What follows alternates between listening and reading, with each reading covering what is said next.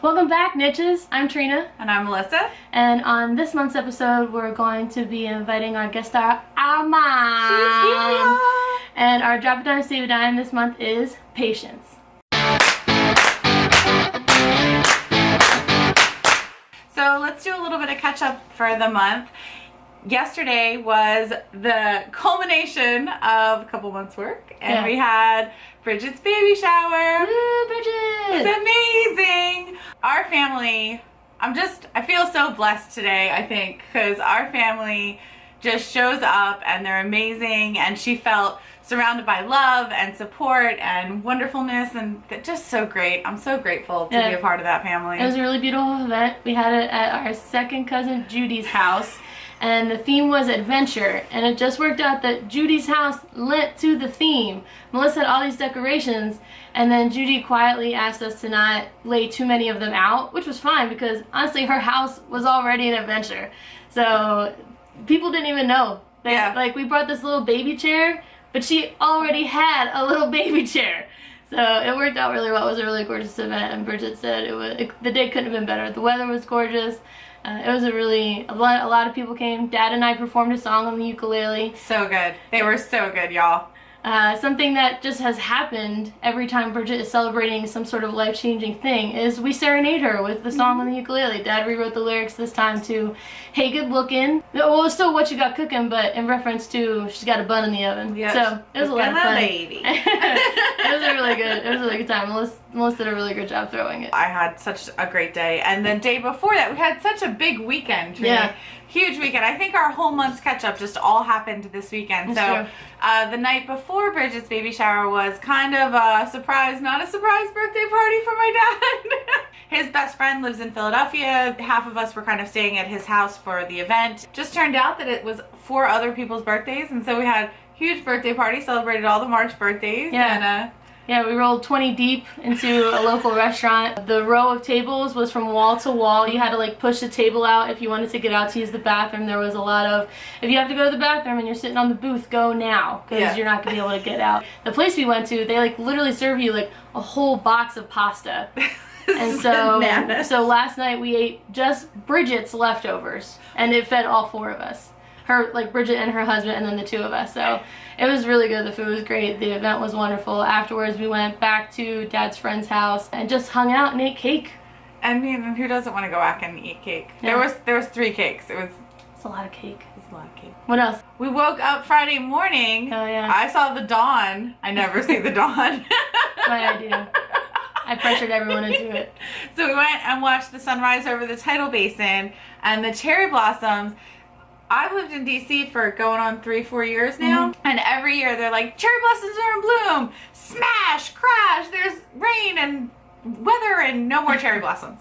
Every year, it's happened every year that I've lived here. They've lasted for 20 minutes, and I have missed my 20-minute window, and I didn't miss it this year. The cherry blossoms were in full bloom, and I was there with the right lighting because of the sunrise, and got that picture, y'all. Yeah, I had never done sunrise in DC, but anytime someone would come to visit, I would say, oh, you should tell them to do sunrise in DC at the Lincoln Memorial, because supposedly it was really beautiful, but I had actually never done this thing.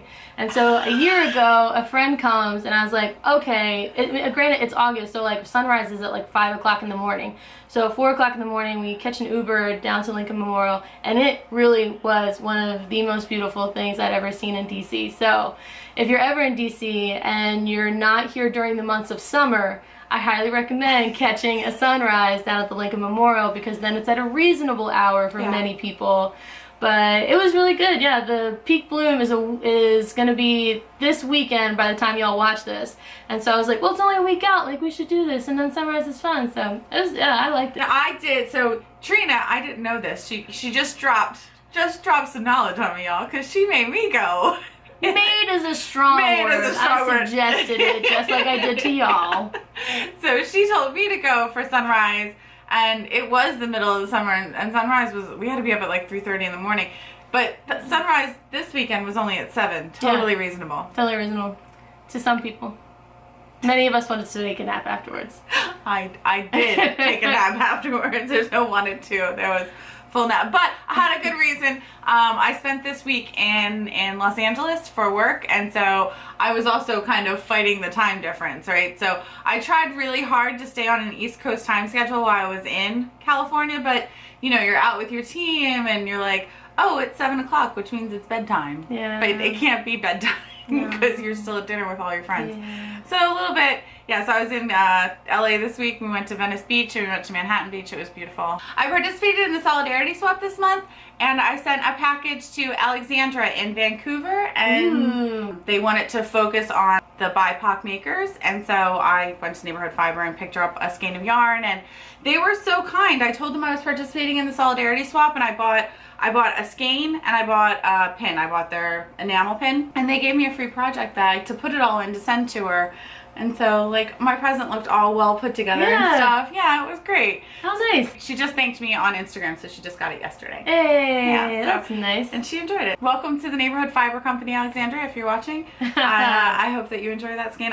We use their yarn almost exclusively in this home because it's just so easy for me to get, and they've got a great color selection. My news is not that big. We moved offices, so we moved from the 5th floor to the 3rd floor at my agency.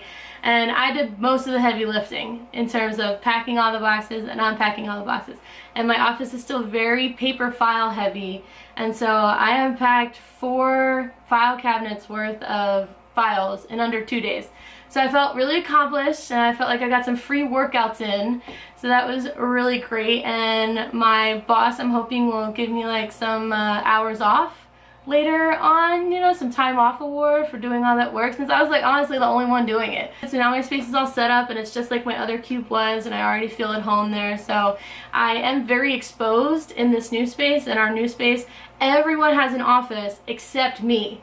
And that's for the entire section of our floor. And so everyone's kind of treating me like the secretary / administrative assistant for the entire section. Everyone keeps walking around to my desk and saying, excuse me, where's so-and-so's office? I'm like, I don't know.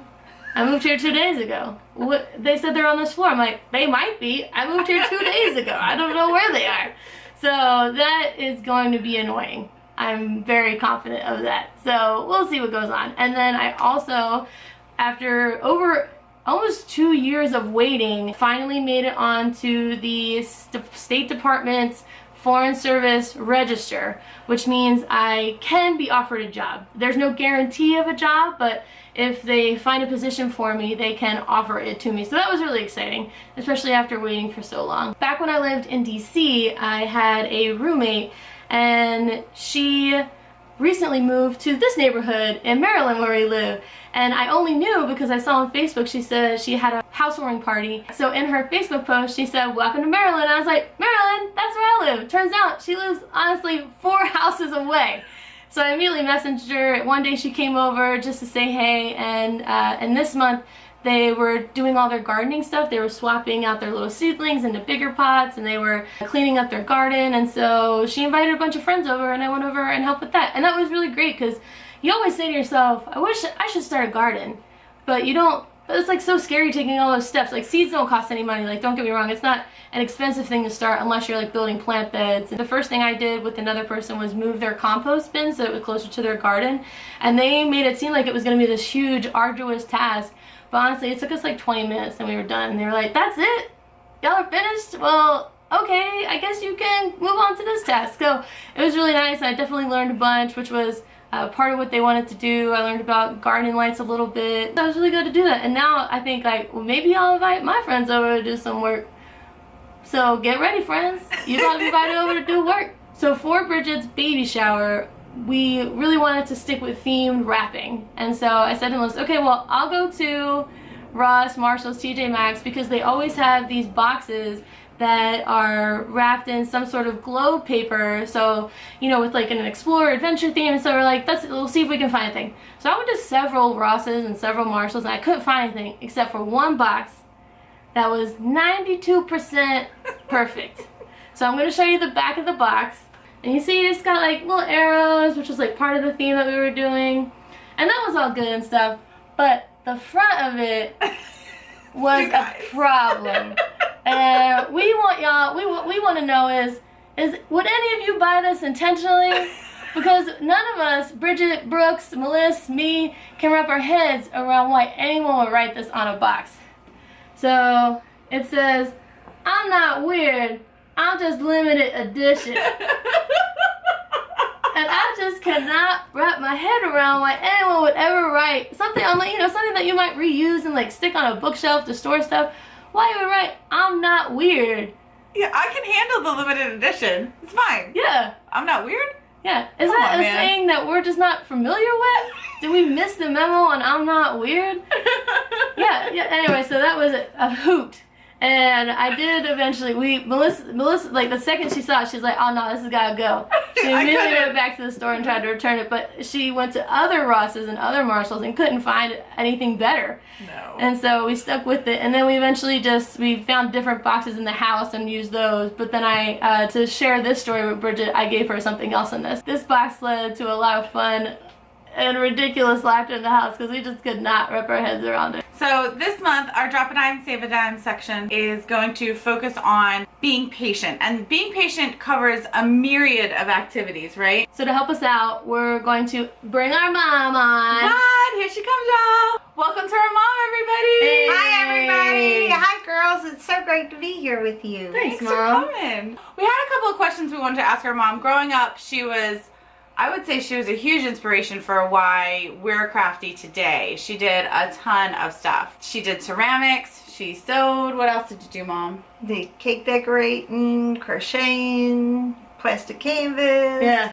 Whatever was in at the time. And so we were just, just like normal when we have a guest, we're going to ask her some questions and get to know her and her craft history. Why don't you tell us how you got started crafting?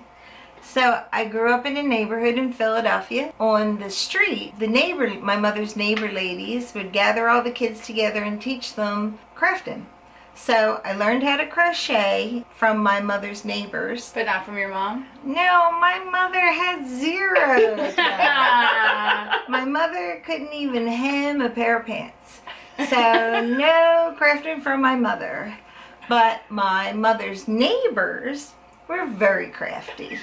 So after they would hold like sessions on the steps during the summertime, and then my mother's best friend, who was also her neighbor, so she sewed beautifully.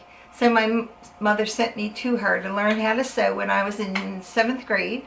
In 8th grade, I wore the 2 skirts that I finally finished, and they were beautiful. And she taught me how to sew.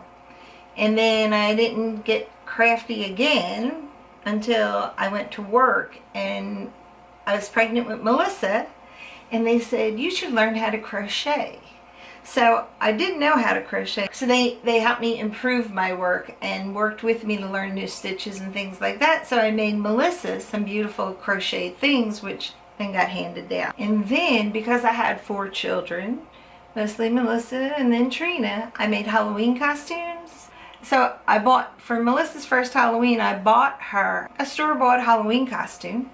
And my neighbors were older, and they couldn't believe that I had sunk so low as to buy a costume from a store and not make one. Shame. I know, shame.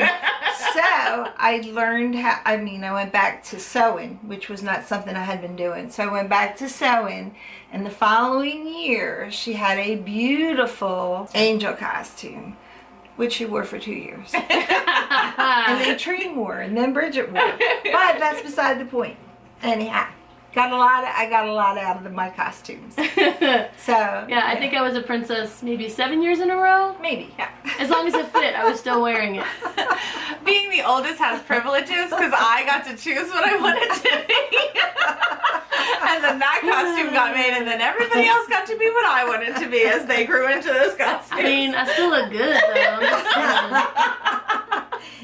And none of my neighbors ever got upset with me again about Halloween costumes. But it kind of dated me a little bit because now when I look at store-bought costumes, I'm like, nah, this is garbage. My mom does better than this. What did you love about crafting? I loved creating my own things, but mostly I loved saving money. Because when you made your own things, you know, and you gave them out as gifts, it saved a lot of money. I can honestly say everyone I know that got a gift for me owns a ceramic Christmas tree.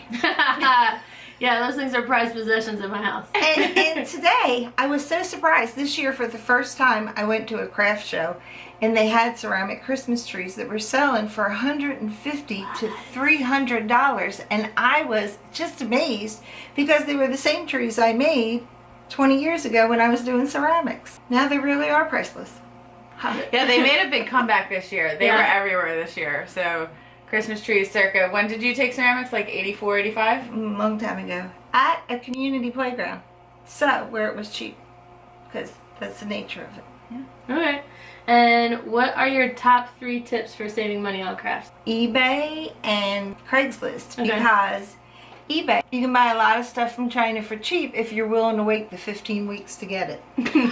Craigslist is wonderful because when people stop doing the crafts, then they want to sell all the things they have, and they sell it for very, very reasonable, and you can pick it up. You can pick up a lot of stuff for less money. Trina recently had an experience with that, didn't you? I did. Sometimes I just go on eBay just to see what's there. I think we've talked before about how build our houses. I honestly don't need to add anything else to the house. But I just went on there and I typed embroidery floss, and I found a sale for 3 boxes at $100 with 100 skeins in it. So I paid less than $1 for every single one of those skeins because it came in the boxes. It already came wrapped around the bobbins, and it also came numbered. And so I was like, I don't have to do any work. They're less than $1 a skein, and they come in organized boxes. I had to do 0 work, and all the colors were different. It wasn't like 100 skeins of the same color. So I've already used a ton of it because it was perfect. It was such a good deal, and it shipped pretty quickly too. So that's a good one, Mom. Yeah, that's a good one. Yeah, Mom is a great eBay shopper. Anything I think that I need that I can't afford flat out, I just send her an email. Mom, can you keep an eye on something like this for me? And she will. She's the best at it. Yeah, she's got eBay. I don't even know eBay because I really just know how to call my mom and be like, hey, can this thing be on the eBay watch list? Thanks. Yeah. I do love eBay. Not to be a commercial for eBay. We're not getting paid by eBay. No, we are not. This is not a promotion. This is our own experience and success on eBay. What are your other 2 things? Clearance sales. When you go to like Hobby Lobby, because I'm not paying Hobby Lobby prices at all. But their clearance sales are good. Walmart, you know, all the big stores, Michael's. Clearance sales are the best. But list price is never the best. And then community classes is my 3rd one. When I did ceramics, and I love doing ceramics, and I hope when I retire I get to go back to doing ceramics. But I went to community classes. I went to a playground in Philadelphia where you didn't have to pay for your firing. So if you've ever done ceramics, you realize how much money I saved by going to the Philadelphia playground. That was an amazing thing because usually when you do ceramics, you have to pay half of your cost of the piece in firing. So if you get something fired 3 times, it goes up, you know, in price. Yeah, I bet. So yeah. They were my 3 things. So let's go ahead and move into Drop a Dime, Save a Dime. Like we mentioned, this month we want to talk about patience. So we'll start with the patience of having to wait to maybe pick that craft up again. Our mom, she went back to work when we were still in school, and as soon as she went back to work, honestly, the crafts kind of faded out. I do remember you making me, you made a couple, I think you might have made a couple, but I only remember mine. You crocheted me a bookmark when I asked for one, because our grandma had a bookmark that she had made many years prior to that, and I was like, I love that bookmark, so she did crochet me a bookmark, but I don't remember you doing many crafts after that. And so when you think about having to wait to go back to doing crafts, what kind of eases your mind when you know that you can't start them again right now, but you know you're going to start them again when you retire? Along the way of working, I've started a few projects that have never been finished. I started a Afghan for Melissa. I still have all the squares, but it is not put together. So, because I worked long hours and I did have 4 kids, I just didn't have time. So I saved everything. I'm sure I have a lot of moldy yarn in my attic, thinking that when I retire, I'll get back to it. And that has kept me going along the way. Plus, I did start some jewelry making, because jewelry making, you can make jewelry really fast. You can sit down and finish jewelry in 1 hour, and you'll have something that you can give to somebody. So I started jewelry making because it was a fast craft. Well, you started really small in that you started making the Pandora style bracelets first. I did. Which didn't require much actual skill. You just put the bracelets on, thinking, like thinking about the person that you're giving it to and what kind of beads they would like. Right. And then we got that bracelet from the woman who hosted my rehearsal dinner, and you were like, I really like this, and so then you jumped into that. Yep. And then one Christmas, I gave her a Groupon for a jewelry making class. That was wonderful, wonderful. I learned so much in the 1 hour class. It was amazing. What I like about your jewelry craft is that it doesn't take up any space. Like, when you're organized, it doesn't take up any space. Mom just had this one little desk and her stuff was sitting on it, and that was it. So it's also a good craft for when you have a small space to work in. My husband doesn't think so. With smaller than those Afghan squares, the way they take up a spare bedroom or two. Like, my yarn stash is taking up a lot of room. True. Yep. Well, and you did the chandelier as well. Like, you rewired the entire. My father, years and years ago, bought my mother the chandelier, crystal chandelier that she had wanted so badly, and he was so excited. He drove up to my house and made me get blindfolded and took me to his house, and there was my mother's beautiful chandelier. So she was moving, my father had passed, and she was moving out of her home, and they were going to leave the chandelier in her home, and I couldn't believe that nobody wanted it. So I took it. You had to turn all the wires to put the crystals on. So it was a lot like jewelry making, and it came out beautifully. It was such an amazing transformation, and to know that she had the wherewithal and know-how to take something that she wanted to kind of rehab, right? It was a sentimental piece to her, and make it functional again is really kind of amazing. Any other tidbits about waiting to get back to crafting? Don't throw anything away. That's my mom's Maybe mantra that for sure. you're so bold. Yeah, hold on to everything because you don't know. I will say that all my ceramic paints dried up. Don't hold on to your ceramic paints. Give them away. And your brushes, because your husband will use them for non-ceramic things. Anyhow. Yeah, that's it. I really, if it is storable, I have it stored in the hopes that I will get to do that again when I retire. Which, is not that far off. Yeah. So I'm excited about, I have a plan that I will do all these things and make all these things for my kids and my grandkids, and, it's a plan. Nice. Mm-hmm. Yeah, and so Melissa can speak better to this because I just got this excellent deal on eBay. I don't necessarily need to wait for clearance sales, but another part of being patient is waiting for those sales to come along.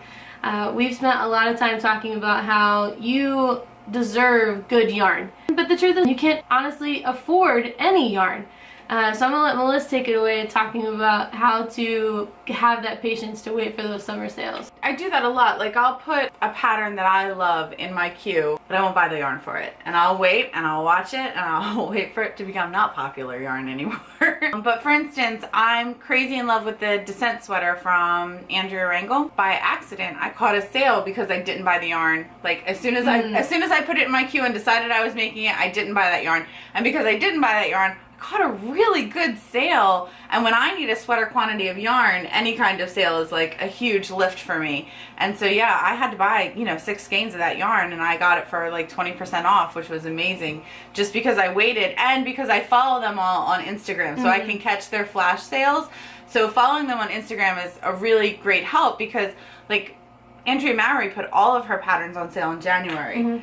And I've seen 2 of my favorite kind of indie dyers. I've seen 2 of them have flash sales. Like, a neighborhood fiber company had a flash sale recently when they were all at Stitches West. Oh, dang. Yeah, so, or Vogue. They might have been at Vogue. They were either at Vogue or Stitches West, and they had a flash sale, and they were like, the boss is away, our stuff is on sale. And I was like, tell me more about this.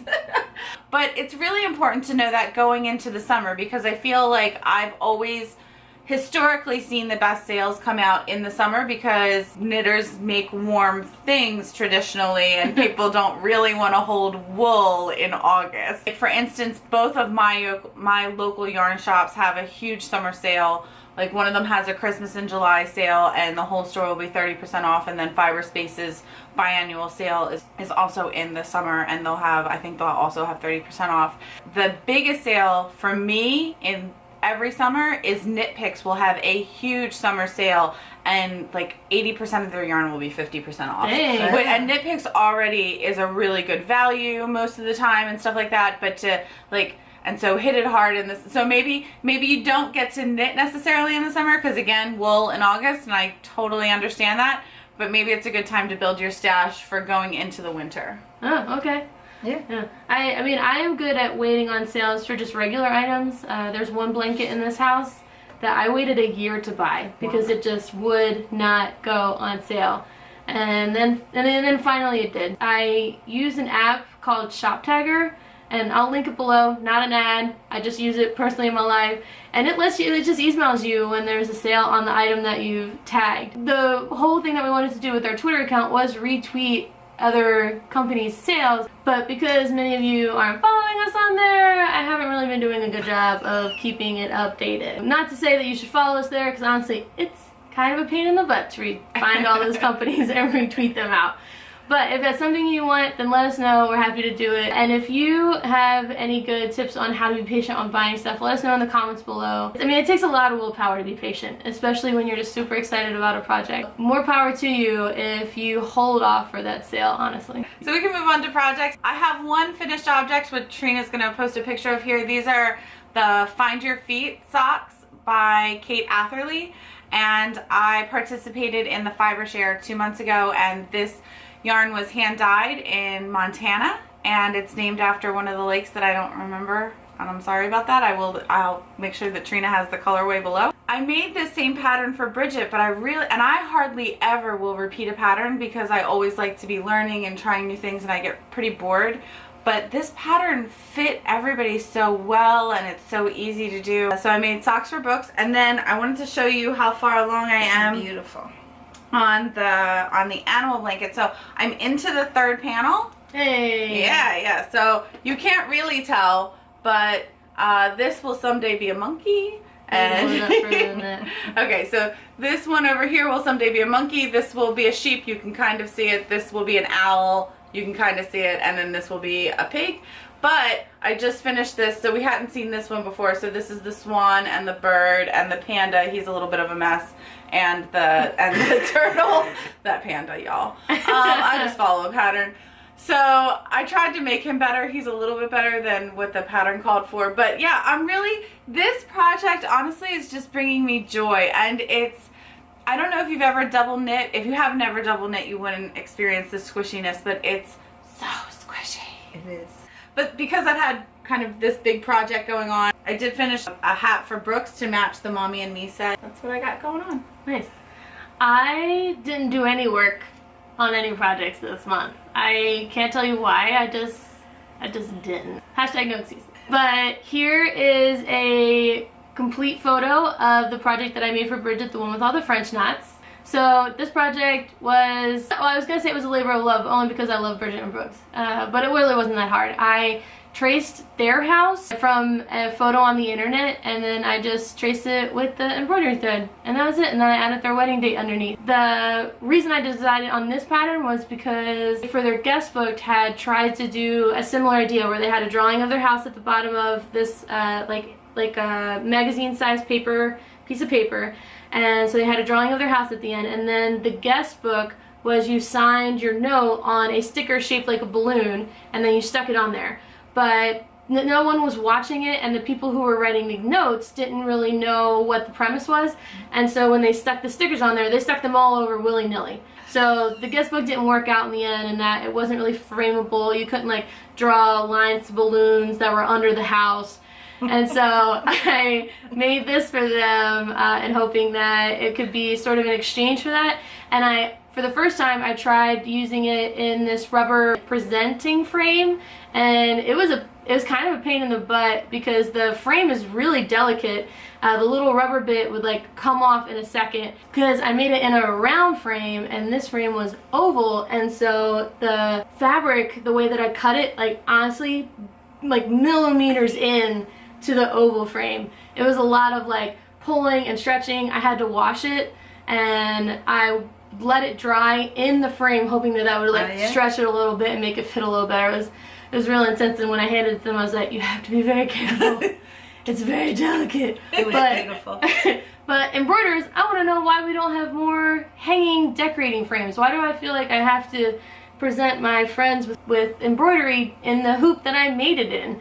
I want like nice frames to like be able to hang on the wall. So Melissa and I, we always talk about like business things that we might come up with, and if I have come up with anything, it's going to be a nice frame that's only for hanging on the wall and not necessarily for actually making anything in it. But that's my own opinion. We do have one project of our mom's. It's probably, it's not, I can't say consensusly that it's the favorite amongst all the kids, but I know that everyone loves it. We have this.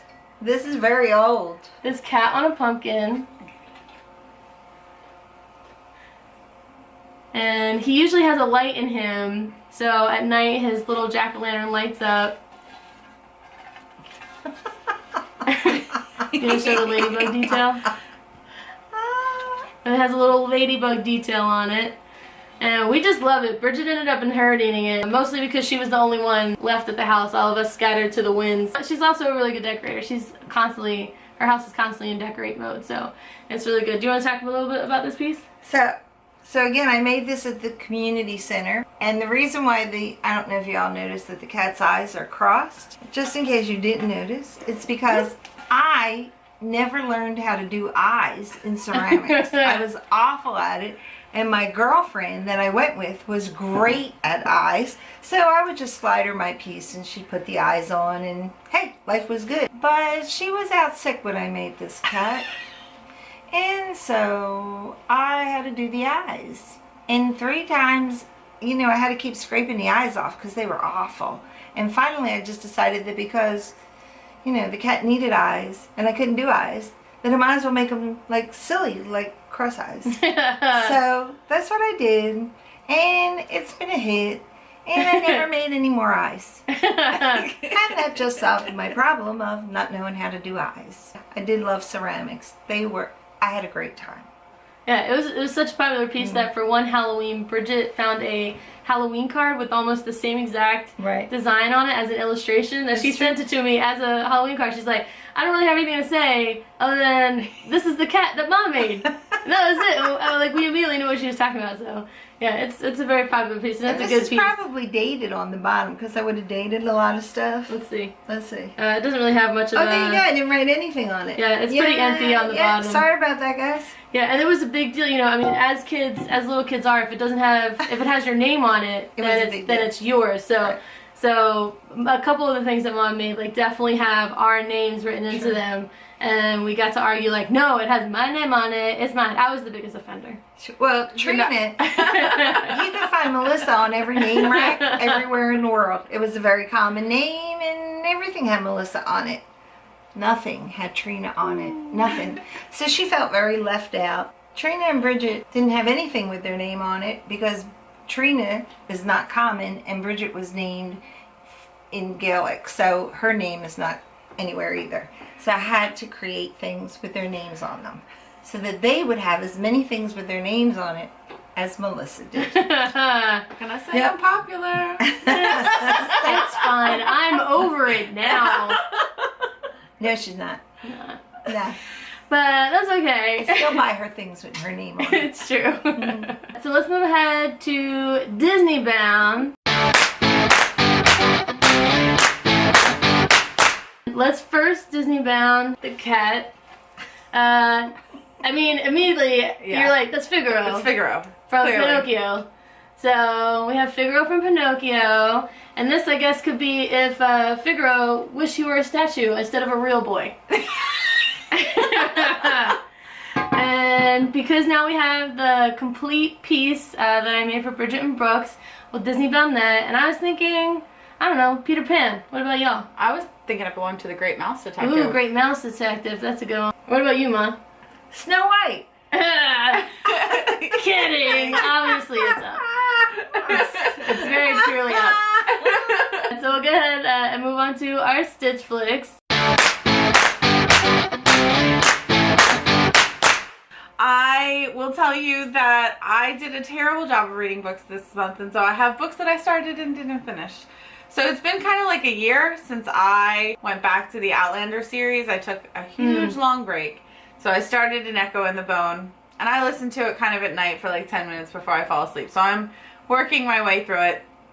I also listened to Between Sisters by Kristen Hanna, she's the same lady who wrote The Nightingale, and I really wanted to love this book because it's about sisters, but it's about sisters who don't like each other.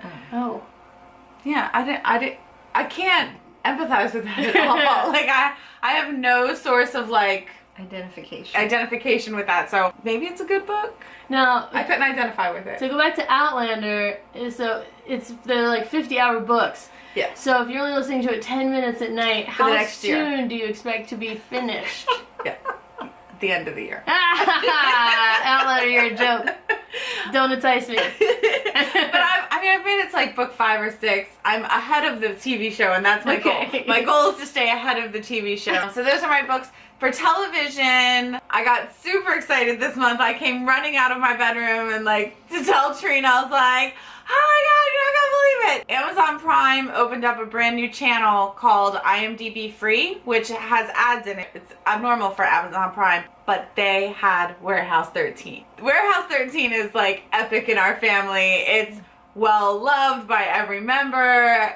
Everybody's about it. We all used to talk about it together. We were pretty current. We were actually pretty current on that show. Like, yeah, Warehouse 13 is my favorite show of all time. I missed the last season because I had moved. We lost cable. And so I remember sitting down to watch the last season. I was binge watching it, and I got to the very last episode, and I cried out loud to myself, I can't! Because I didn't want it to be over. I love that show. Yeah, so I know I've mentioned rewatching shows, but I don't usually do it. And I'm rewatching all of Warehouse 13, and this time I'm like going back and like reading like what are all the Easter eggs that I should be paying attention for, all the artifacts. Yeah, I'm like doing a real deep dive into Warehouse 13. I love that show so much. I went through and watched it, and then I interneted after I watched it, and I found out that there was supposed to be a spin-off that got greenlit that we never saw. Yeah, and it was gonna follow H.G. Wells. Oh, that would have been good. I know. I'm still disappointed that Warehouse 13 got canceled. It's okay. I don't want to ruin H.G. Wells for you in Warehouse 13, but the character is very cool in Warehouse 13. Yeah. So, and then I watched, on the plane ride, I got access to like plane movies, you know? Yeah, so sure. I got like the free movies that aren't really out yet. And so I got to watch Green Book, which was it wasn't surprisingly because it won an Oscar. I had never heard of it. I had never seen a commercial. I had never seen a preview, nothing. And so I was like, oh, well, this won an Oscar. I have no idea what it's about. I'm gonna watch it. It was incredible. It was so good. Yeah, I can't recommend that movie enough. It was so well acted, and I never think that. I never like come home and I'm like, you did such a good acting job, but this one, like, I really thought that to myself 3 or 4 times, like, this is phenomenal acting. It was phenomenal acting. You watched that one too, Ma, right? It was excellent. And then I watched Smallfoot because I love cartoons. Yeah. I haven't seen it, but I wanted to see it. It's on my list for sure. Yeah. So, and it was really cute. It was cute like you wanted it to be. Yeah, it was adorable. That's what's been happening over here. Nice. I thought I watched a ton more TV, and when I was writing my memory list down, I was like, I don't have that much listed, but it's because I've been watched all of Schitt's Creek, and that show was incredible. That might be my second favorite show of all time.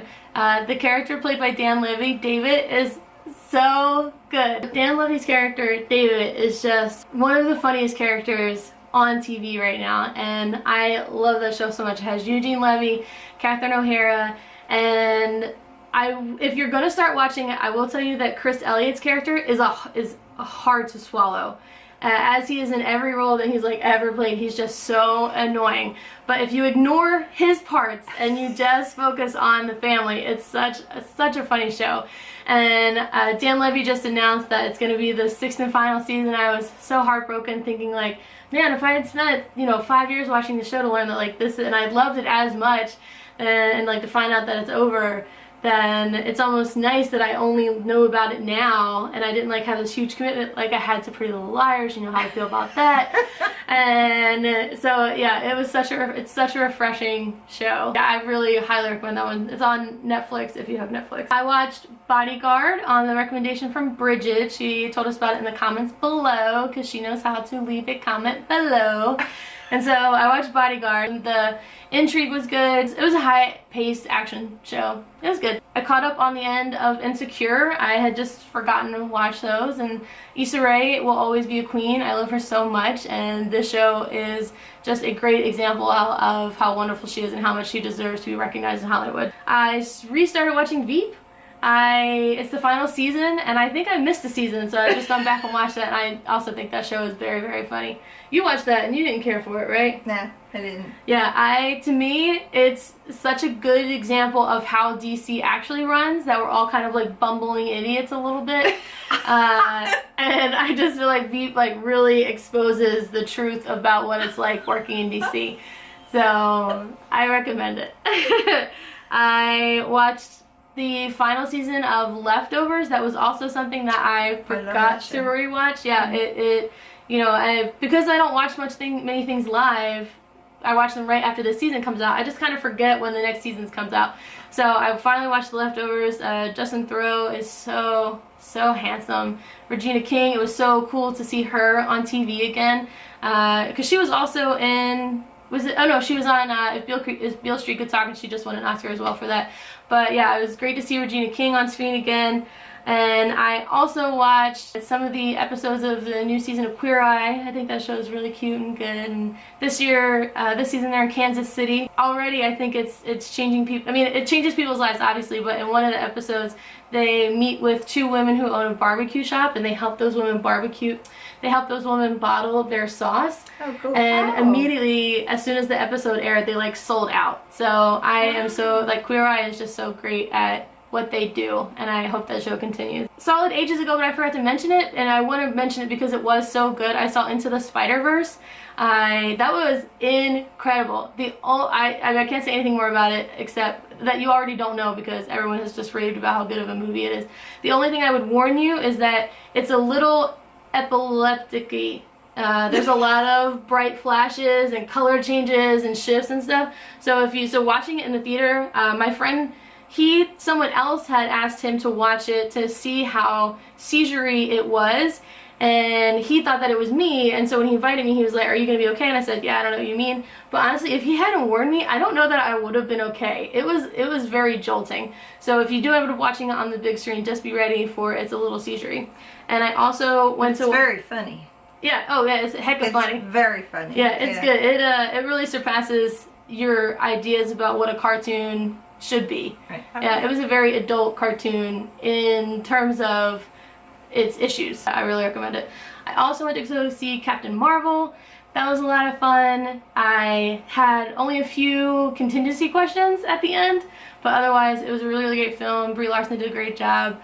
The rest of the cast did a good job. It was really fun to watch. What character is Captain Marvel like in the Marvel universe? I don't know the answer to that. Oh, okay. Yeah, I know. I'm really bad at Marvel movies. I'm bad at comic movies in general. The friend who I tend to go see movies with, he's really into comic book movies, and he even said to me, we were talking about all the Marvel movies I've missed, and he said, Avengers Endgame is coming out, but I haven't seen Iron Man 2, I haven't seen Iron Man 3, I haven't seen Ragnarok, I haven't seen the second Thor, I haven't seen Ant-Man, I haven't seen Ant and Wasp, I haven't seen Infinity War, Civil War. There are a lot I haven't seen. And so he's like, if you're going to be the person who goes to Endgame with me, you have to catch up. And I was like, why? That's 100 movies. You want me to go. I didn't say I wanted to go.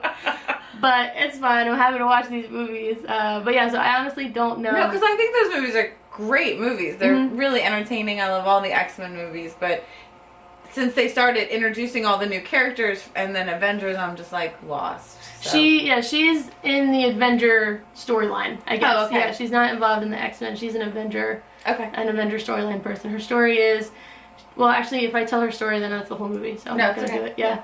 But it was good. It was a lot of fun. What about you, Mom? Anything that you watched that we haven't mentioned? I watched so much TV this past month because I had I had an appliance put in my hip here. So I sat in a chair for 24/7 for 6 weeks. Not really. I mean, I had to get up and move a lot because I would have had a locked hip.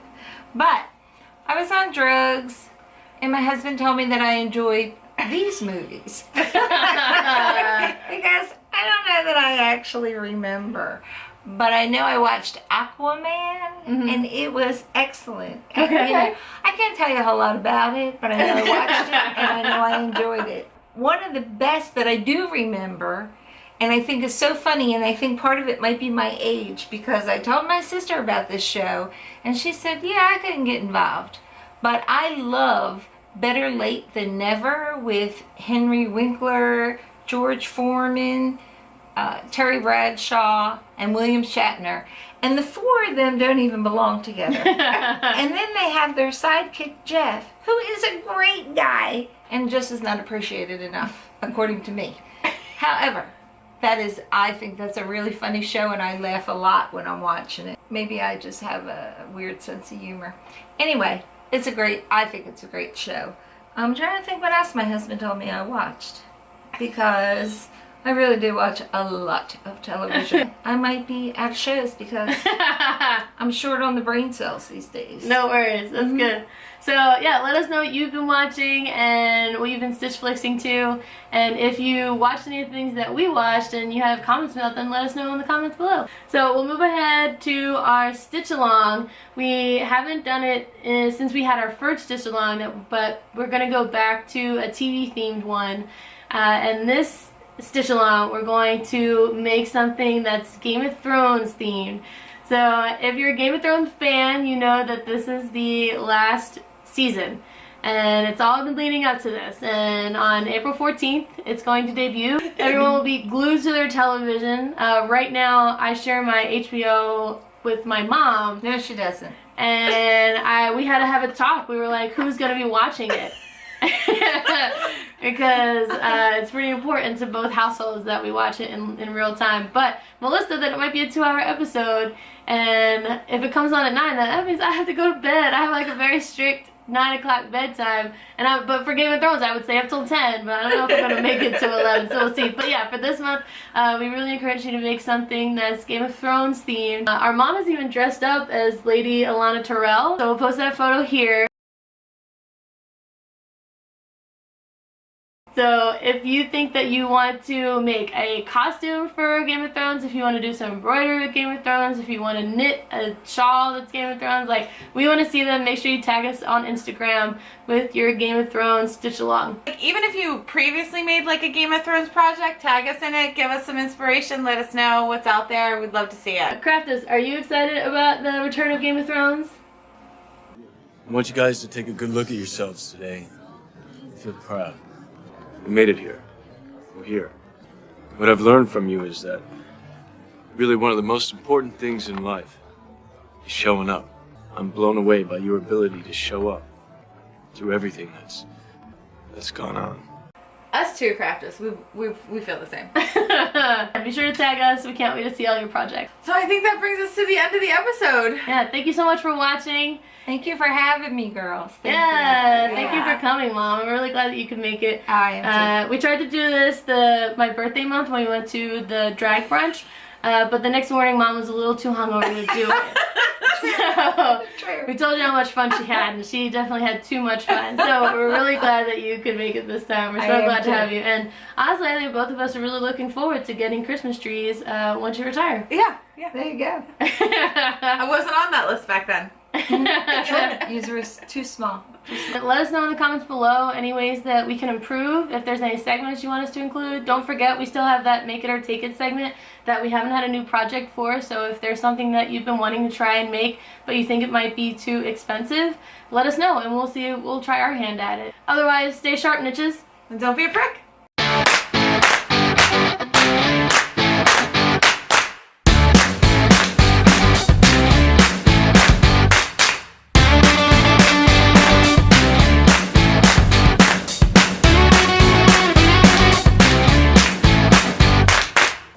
Big ball.